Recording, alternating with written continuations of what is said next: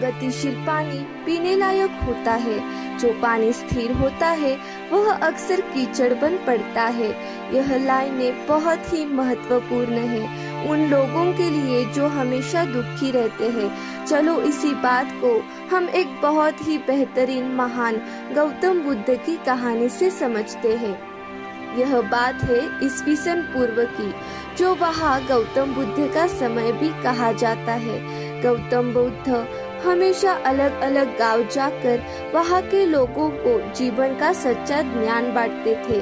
ऐसे ही किसी गांव में गौतम बुद्ध धर्म सभा लगाकर वहाँ के लोगों का अज्ञान दूर कर रहे थे। उसी गांव में बहुत निर्धन और दुखी आदमी रहता था, जो इस सभा के बाहर खड़ा होकर बड़े ध्यान से देखता रहता था।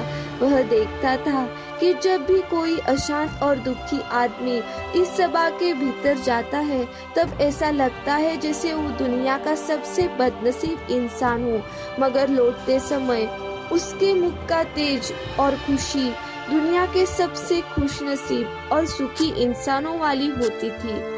यह सब देखकर वह निर्धन और दुखी आदमी बहुत ही आश्चर्यचकित होता था और उसके मन में यही ख्याल चलता रहता कि एक बार वह खुद भी अंदर जाकर देखेगा।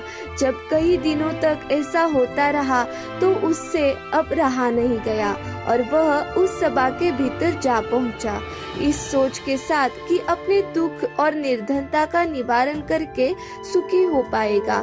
सभा में जाकर उसने देखा कि गांव के कई सारे लोग अपनी अपनी समस्याएं लेकर बारी बारी से भगवान बुद्ध के पास जा रहे थे और अपनी समस्याएं उन्हें बता रहे थे। भगवान बुद्ध सबकी समस्याएं बड़े ध्यान से सुनते हैं और हर किसी को उनका कारण और निवारण भी बताते हैं, जिन्हें सुनकर वह लोग खुश हो जाते हैं। जैसे ही उस निर्धन दुखी आदमी की बारी आई तो वह भी भगवान बुद्ध के चरणों में पहुंच गया। उसने अपनी गरीबी और निर्धनता का कारण पूछते हुए भगवान बुद्ध से कहा कि मेरे इस गांव में सभी लोग अमीर हैं, सबके पास बहुत ही धन है जिससे वह सुखी भी है, तो भगवान ने मेरे साथ ही ऐसा क्यों किया? मुझे ही इतना निर्धन और गरीब क्यों बनाया? गौतम बुद्ध ने उस व्यक्ति की तरफ देखा और मुस्कुराते हुए कहा, तुमने अपने जीवन में कभी भी किसी को भी कुछ भी नहीं दिया, इसीलिए तुमने निर्धन और गरीब हो। यह सुनकर उस गरीब को और भी ज्यादा आश्चर्य हुआ। उसने कहा, गुरुजी, आप एक क्या कह रहे हैं? भला मैं किसी को क्या दे सकता हूँ? मेरा खुद का गुजारा मांग मांग कर चलता है। उस व्यक्ति की ऐसी बात और विचार सुनकर गौतम बुद्ध ने कहा, तुम सिर्फ निर्धन ही नहीं बल्कि बड़े अज्ञानी भी हो। भगवान ने तुम्हें क्या कुछ नहीं दिया है? मुस्कान दी है जिससे तुम दूसरों के जीवन में आशा की किरणें जगा सकते हो।